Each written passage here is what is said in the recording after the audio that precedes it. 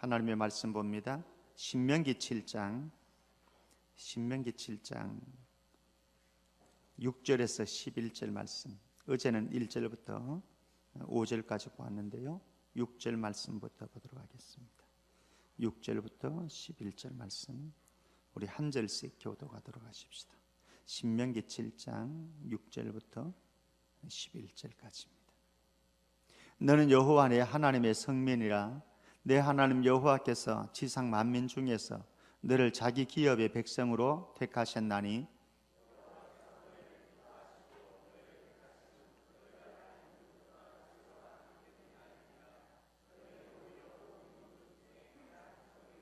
여호와께서 다만 너희를 사랑하심으로 말미암아 또는 너희의 조상들에게 하신 맹세를 지키려 하심으로 말미암아 자기의 권능의 손으로 너희를 인도하여 내시되 너희를 그 종되었던 집에서 애굽 왕 바로의 손에서 속량하셨나니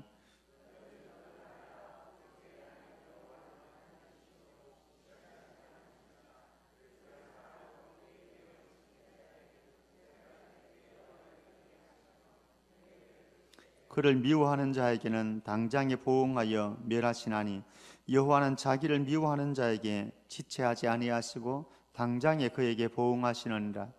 그런즉 너는 오늘 내가 내게 명하는 명령과 규례와 법도를 지켜 행할지니라. 아멘. 우리 옆 사람하고 인사 나누십시다. 아무리 힘들어도 주님이 앞서가십니다. 믿습니까? 아무리 힘들어도, 아무리 외로워도, 아무리 고달파도 주님이 먼저 앞서 행하신다. 이번에 특세의 주제였습니다. 어제는 우리가 이스라엘 백성들이 가나안 땅을 눈앞에 두고서 하나님께서 약속하신 땅이지만은 그들이 이제 영적인 전쟁을 통해서 쟁취해야 되는 땅인데, 이 땅에 들어가게 되었으면 가나안 칠족속을 그냥 놔두지 마라, 그들과 어울리지도 마라, 결혼하지도 말라, 교제하지도 말라, 이런 말씀을 합니다. 왜 그런가? 유혹을 받기 때문이다, 영향을 받기 때문이다 라고 말씀합니다. 결국은 그 유혹을 받게 되어지면, 영향을 받게 되어지면 어떻게 되느냐? 그것이 너희들에게 좋은 것 같지만은 너희들의 발목을 잡는 올무가 되어질 것이다. 사실 이 올무에 대해서는 어제 시간이 없어서 제가 다 말씀을 나누지 못했습니다만은 결국 그것이 너희들의 올무가 될 것이다, 이렇게 말씀을 합니다. 오늘은 역시 이제 가나안 땅을 눈앞에 바라보면서 모세는 이스라엘 백성들에게 당부를 합니다. 너희들이 저기에 들어가면은 가나안 칠족속이 있는데 그들이 만만치 않다. 어제 제가 그런 말씀 드렸습니다. 너보다 많고 힘이 센 7 족속을 이라고 말씀드렸습니다. 너보다 많고 힘이 센 7 족속이 저기에 이미 틀을 닦고 있습니다. 그러니 이들이 들어갔을 때에 만만치 않은 상황 속에서 그들은 부딪히게 되어질 것이고, 또 그들과 관계 속에서 전쟁을 하면서 살아가게 되어질 것입니다. 그러므로 무장을 시킵니다. 무슨 무장을 시키느냐? 내가 누구인지를 정확하게 알아라 라고 하는 거죠. 내가 누구인지를 정확하게 알아라. 이것을 우리는 정체성이라고 얘기를 합니다. 내가 누구인가, 내가 도대체 어떤 존재인가를 정확하게 알아야 된다고 하는 거죠. 지금 계속해서 한반도 땅을 달구고 있는 뜨거운 감자 하나가 아니죠. 몇 개의 요소들이 있습니다. 칼럼에는 제가 심석희 선수에 대한 칼럼을 좀 썼었는데요, 최근에 또 하나의 뜨거운 감자는 예천 군의원 부의장이 외국 가서 캐나다에서 저질렀던 일들, 그것을 둘러싸고 여러 이야기들을 계속해서 분분하게 합니다.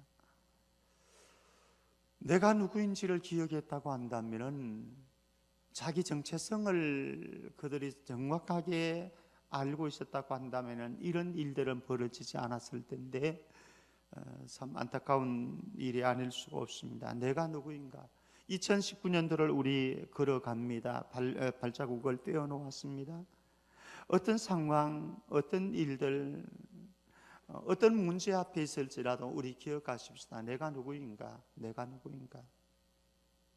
내가 누구인지를 생각하고 주님 앞에 귀를 기울이고 성령이 주시는 음성들을 듣게 되어지면은 그 다음에는 우리의 행보가 결정되어지고 우리가 어떻게 살아가야 될 것인지, 어떻게 행동해야 될 것인지, 어떤 것을 선택해야 될 것인지 해답이 나올 겁니다.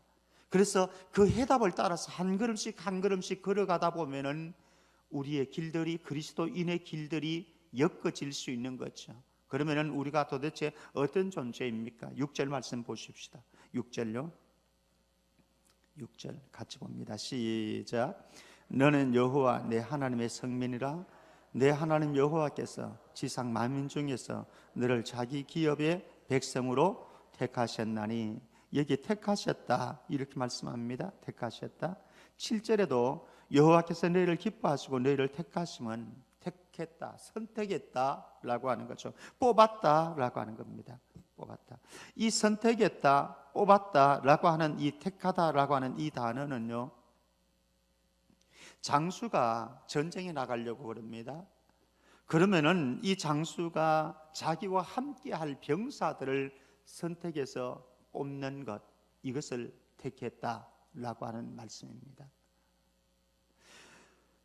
디모데후서 2장 3절 말씀에 가면은 하나님께서 저와 여러분들을 부르셨는데 어떻게 부르셨느냐? 예수 그리스도의 좋은 군사로 부르셨다 말씀을 합니다. 저와 여러분들은 2019년도 우리 발걸음을 떼어놓을 때 늘 기억하십시다. 내가 예수 그리스도의 강한 군사로 부름받았다. 예수 그리스도의 강한 군사로 부름받았다. 택했다. 그런데 오늘 말씀에서는 우리를 어떤 존재로 택했느냐? 너는 여호와 내 하나님의 성민이라. 하나님의 성민이라고 말씀합니다. 하나님의 성민. 성민이라고 하는 것이 무엇입니까? 한자 그대로 거룩한 백성이다 이런 말씀이죠. 거룩한 백성이다. 거룩한 사람이다. 거룩하게 부름받은 하나님의 사람이다 이런 말씀입니다. 오직 너 하나님의 사람아. 오직 너 하나님의 사람아. 저와 여러분들은 세상의 수많은 사람들하고는 다릅니다. 오늘 말씀 6절 다시 보면요, 내 하나님 여호와께서 지상 만민 중에서 수없이 많습니다. 저는 아무리 눈을 감고 생각을 해도 다시 생각하고 또 다시 생각해도 모를 게 하나 있습니다. 그것은 무엇인가 하면 하나님께서 정말로 수많은 사람들이 있는데, 꽤 괜찮은 사람들 많은데 왜 저 같은 사람을 당신의 자녀 삼고 백성 삼고 특별히 목사로 삼으셨는지 저는 이유를 모릅니다. 알 수 없는 신비입니다. 저 같은 사람을. 저보다 훨씬 잘난 사람들, 멋있는 사람들 참 많거든요. 여러 가지로 다재다능한 그런 사람들 많습니다.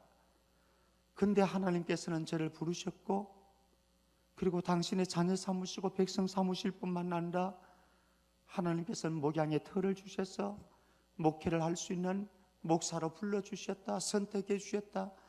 이것은 알 수 없는 하나님의 수수께끼요 비밀임에 분명합니다. 그런데 분명한 사실은 하나님께서 저를 목사로 부르셨고 목사라고 하는 존재라고 하는 사실이지요.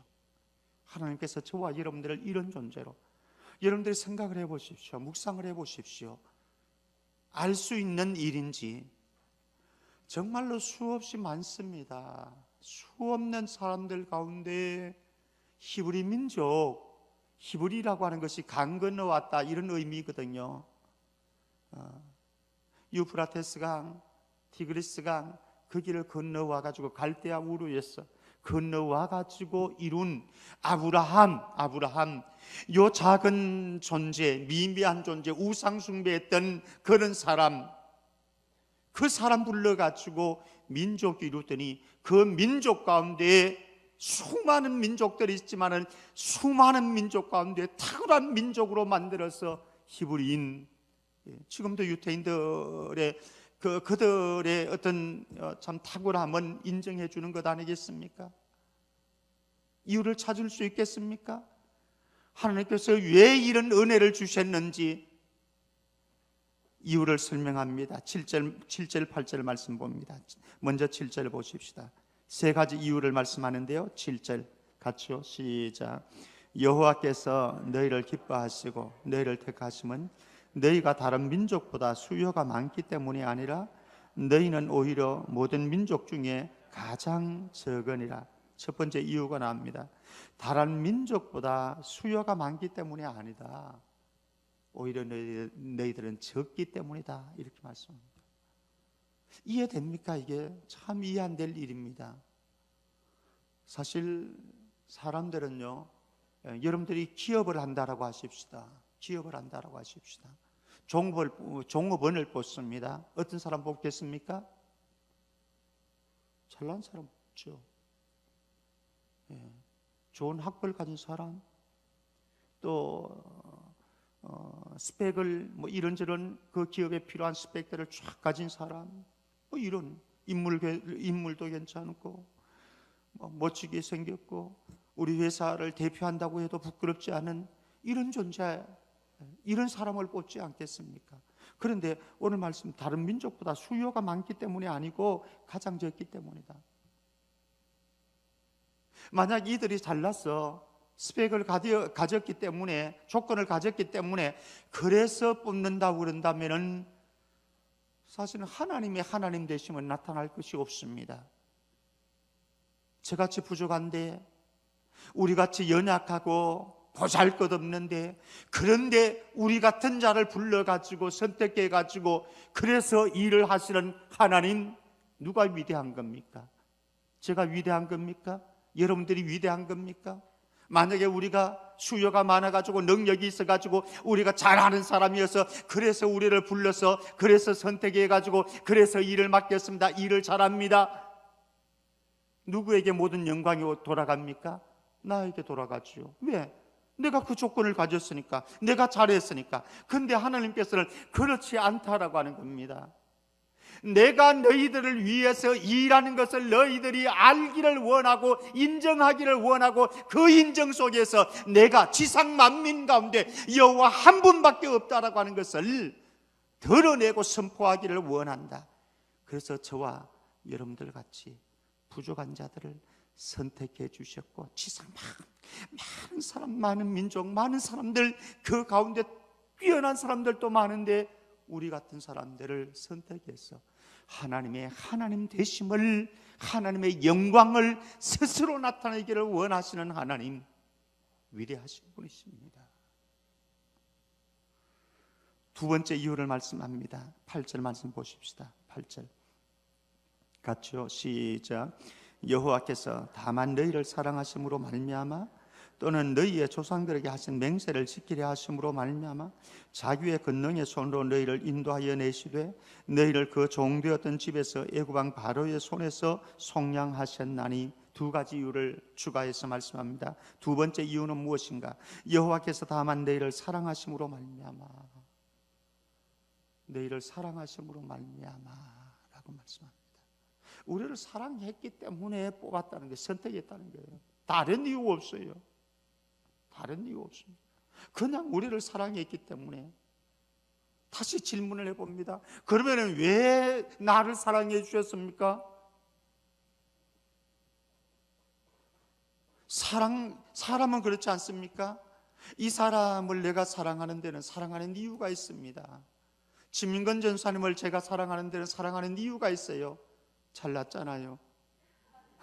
잘난 짓도 하잖아요. 사랑스러우니까 사랑하는 거죠.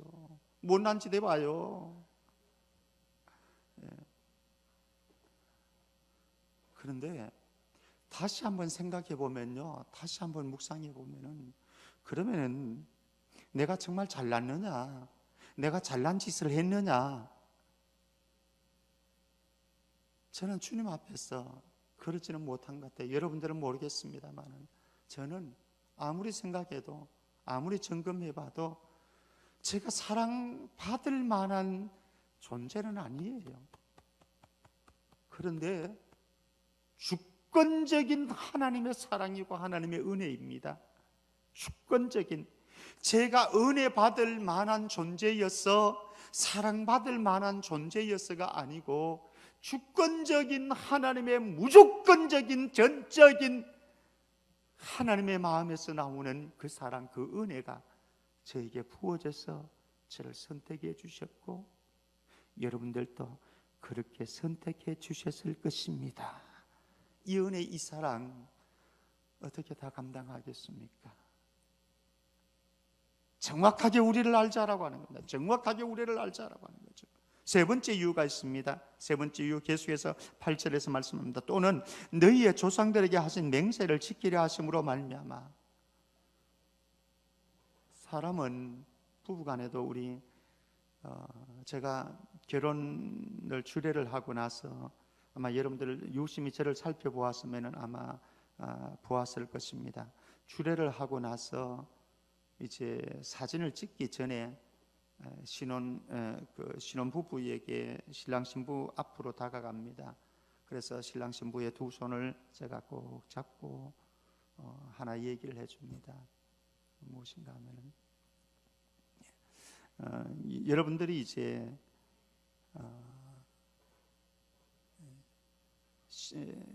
신랑이 되었고 신부가 되었는데 서로 사랑한다고 하는 이 맹세 속에서 이렇게 해주고 이렇게 살겠다라고 하는 맹세 속에서 살아가는데 그때에 여러분들 세월이 흐르면은 마음이 변할 겁니다. 약속했던 약속이 변할 겁니다. 근데 그때에 10년 이후에 20년 이후에 다시 생각해 보면은 신혼여행 때에 가서 이 남자가 이 여자가 나를 이렇게 해주었는데 두 사람이 만들었던 추억들을 생각하면은 사랑을 생각하는 거죠.